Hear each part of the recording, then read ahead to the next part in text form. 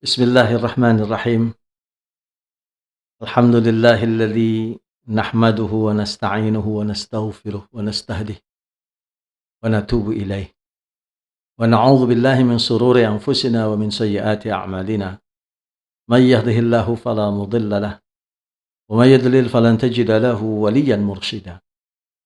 Asyhadu an la ilaha illallah wahdahu la syarika lah wa asyhadu anna Muhammadan 'abduhu wa rasuluhu alladzi la nabiyya ba'dah. Allahumma fassalli wa sallim ala habibina wa syafi'ina wa maulana Muhammadin wa ala alihi wa ashabihi wa tabi'in wa man tabi'ahum bi ihsanin ila yaumiddin amma ba'd. Uhayyikum bi tahiyyatil Islam, tahiyya mubarakah, tahiyya ahlul jannah. Assalamualaikum warahmatullahi wabarakatuh.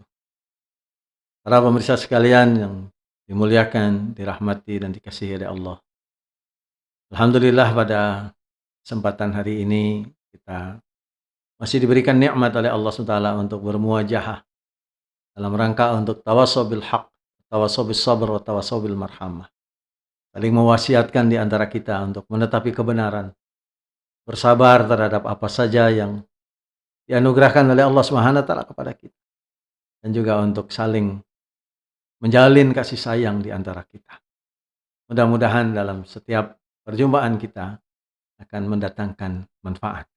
Al-Faqir ilallah Agus Priyono ingin berkongsi, sharing bersama-sama di dalam rangka untuk menasihati saya pribadi sebetulnya. Tapi mudah-mudahan bermanfaat untuk kita semuanya. Insya Allah kita akan terus melanjutkan apa saja yang bisa kita lakukan. Sehingga dengan demikian kita bisa sama-sama menapaki keimanan dan ketakwaan kita kepada Allah Subhanahu wa Ta'ala, menjadi manusia yang lebih baik lagi insya Allah. Dari apa yang dinasihatkan oleh Imam Hasan al-Basri tadi, Allahu ma'i, Allahu syahidi, Allahu mutali'un alayya, Allah bersamaku, Allah menyaksikanku, dan Allah senantiasa memperhatikanku, mengawasiku untuk memberikan keperluan-keperluanku. Memberikan pemahaman yang luar biasa bahwa hanya Allah Subhanahu wa Ta'ala sajalah yang mampu memenuhi keperluan-keperluan kita. Bahkan keperluan itu sudah menunggu kita. Begitu kita dilahirkan oleh orang tua kita, oleh ibunda kita, dengan selamat, bahkan juga dengan rasa syukur dari kedua orang tua dan keluarga besarnya, dengan wajah gembira dari orang-orang yang ikut menyaksikan kelahiran itu. Semuanya itu sudah merupakan kenikmatan-kenikmatan yang sudah disediakan oleh Allah SWT dan menyambut, yang mana tidak ada sesiapapun makhluk mampu berbuat seperti itu. Jadi Allah Subhanahu wa Ta'ala telah memberikannya kepada kita anugerah-anugerah. Namun sudah barang tentu para pemirsa yang budiman yang dirahmati oleh Allah Subhanahu wa Ta'ala, ketika kita tidak memiliki panduan, ketika kita tidak memiliki petunjuk, maka kadang pengenalan kepada Tuhan pun boleh bermacam-macam. Hingga ada yang mengatakan bahwa Tuhan itu adalah tanah, Tuhan itu adalah angin, Tuhan itu adalah benda-benda seperti matahari, bulan. Atau Tuhan juga dalam hal-hal yang lain, seperti hawa nafsunya dijadikan sebagai Tuhan. Sehingga dengan demikian maka terjadilah kekacauan di dalam berpikir untuk mengenali Tuhan. Oleh karena itu, mengenali Tuhan adalah sesuatu hal yang sangat-sangat penting. Supaya jangan salah.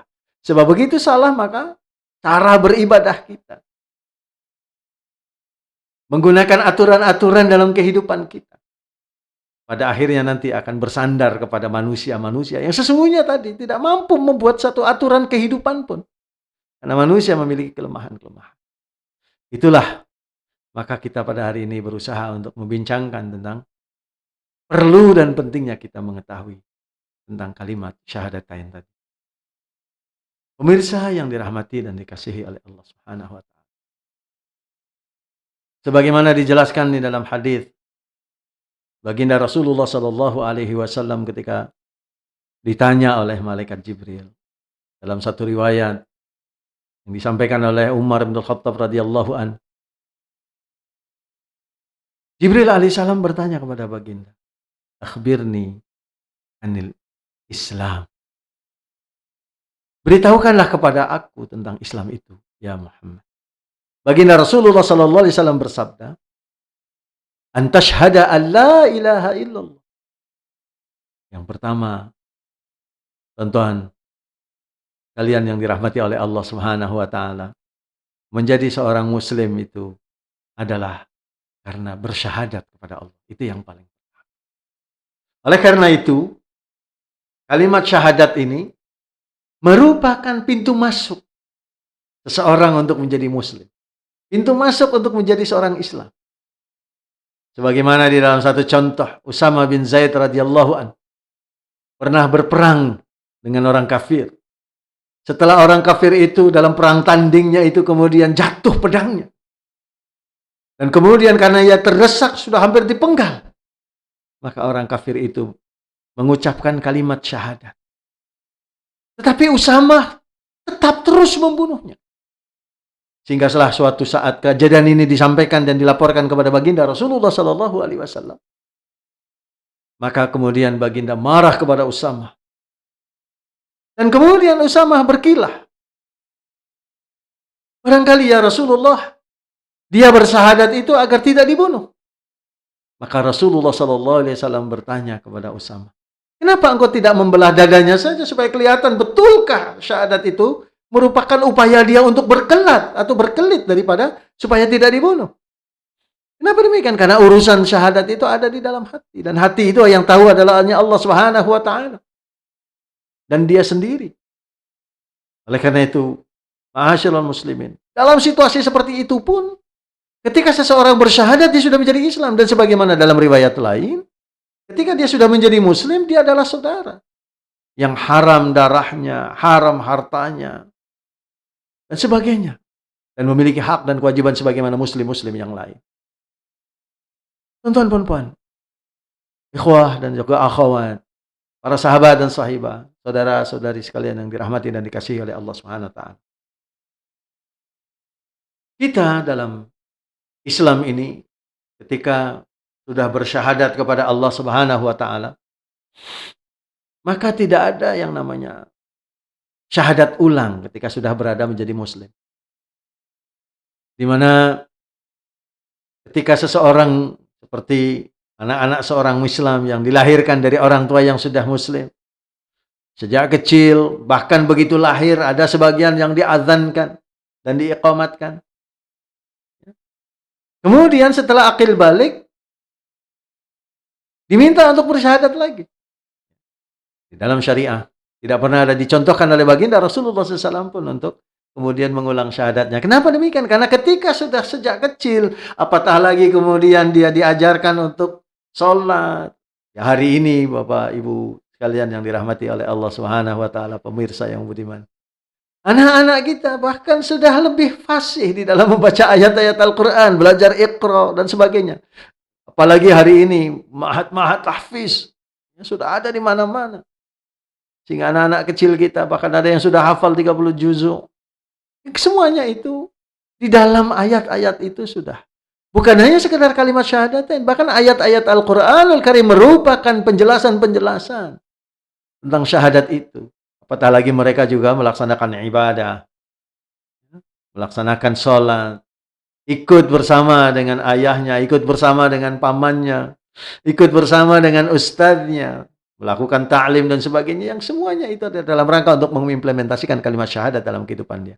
Maka tidak ada di dalam kehidupan kita itu bagi mereka bersyahadat ulang, kecuali Bapak, Ibu, tuan-tuan, puan-puan sekalian yang dirahmati oleh Allah SWT, pemirsa yang budiman, kecuali mereka yang murtad. Maka begitu akan masuk Islam, mereka harus bersyahadat. Orang musyrik, orang kafir, begitu mereka sadar, mereka dapat hidayah dari Allah SWT dan masuk Islam, mereka harus bersyahadat. Walaupun usia mereka sudah tua. Nah, demikian ini yang berkaitan dengan persoalan-persoalan yang dikaitkan tadi.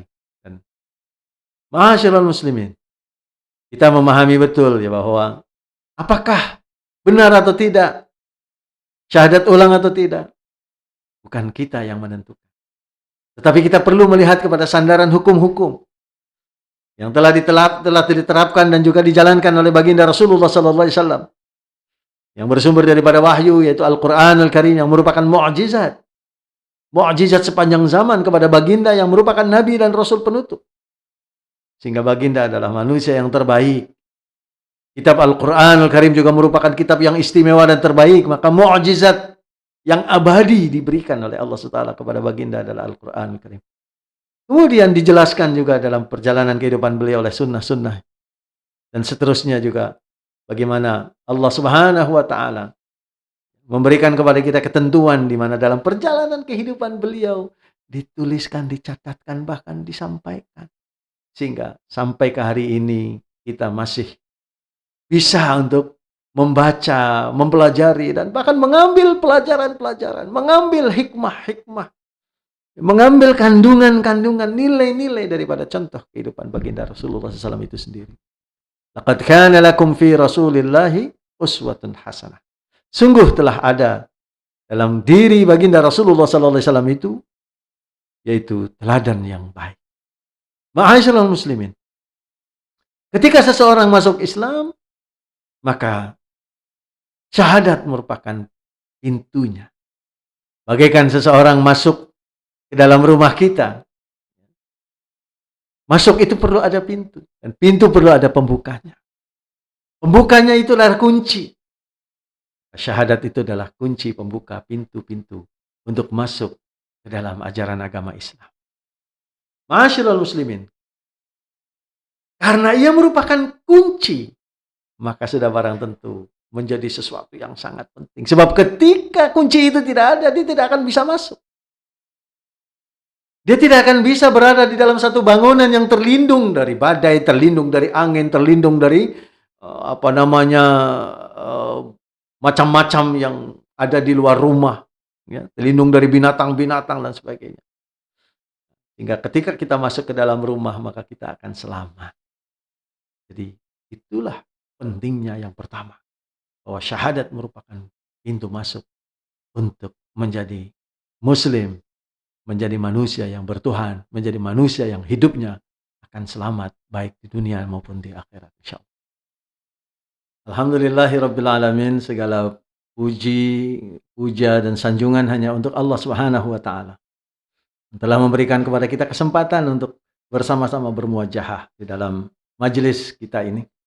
Mudah-mudahan mendapatkan manfaat yang besar, dan mudah-mudahan juga menjadikan kita lebih mendekatkan diri kita kepada Allah SWT, mendekatkan kepada Al-Quranul Karim, mendekatkan kepada sunnah-sunnah Rasul Sallallahu Alaihi Wasallam. Yang mudah-mudahan dengan demikian nanti kita dipertemukan lagi oleh Allah SWT di dalam surganya, insya Allah. Amin, Allahumma amin. Para pemirsa sekalian yang budiman, yang dirahmati dan dimuliakan oleh Allah SWT, mari kita sama-sama tutup dalam perjumpaan kita ini dengan sama-sama berdoa kafaratul majlis. Subhanakallahumma bihamdika asyhadu an la ilaha illa anta astaghfiruka wa atubu ilaik. Billahi taufiq wal hidayah wa afu minkum. Assalamualaikum warahmatullahi wabarakatuh.